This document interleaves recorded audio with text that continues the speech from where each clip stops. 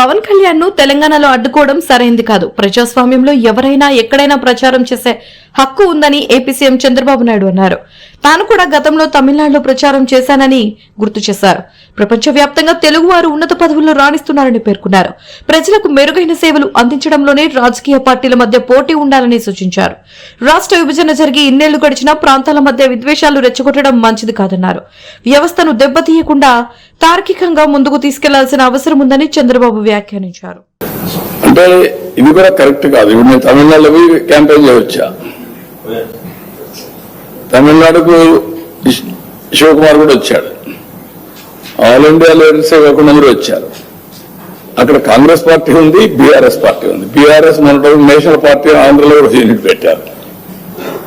ఎందుకు మాట్లాడతారో నాకైతే అర్థం కావడం లేదు. వీళ్ళు కరెక్ట్ కాదు.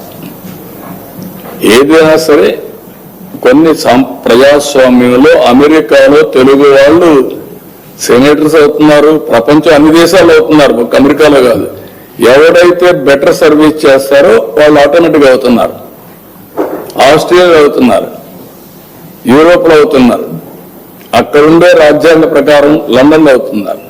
కాబట్టి ఇలాంటివి చేయడం కరెక్ట్ కాదు, అది మంచి విధానం కాదు. పోటీ పడవలసింది ప్రజా చైతన్యంలో పోటీ పడాలి, ప్రజలకు మెరుగైన సేవలు అందించాలి, వాళ్ళని ఎంపవర్ చేయాలి. ఇలాంటివి మాట్లాడి లేనిపోని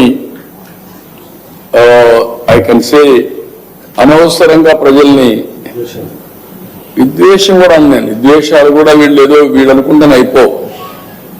ప్రజలు ఇప్పుడు 12 ఏళ్ళు అయిపోయింది విభజన జరిగి, 2 రాష్ట్రాలు విడిపోయినాయి. ఎవరెవరు ఎంత కాంట్రిబ్యూట్ చేశారో అక్కడే ప్రజలు తెలుసు.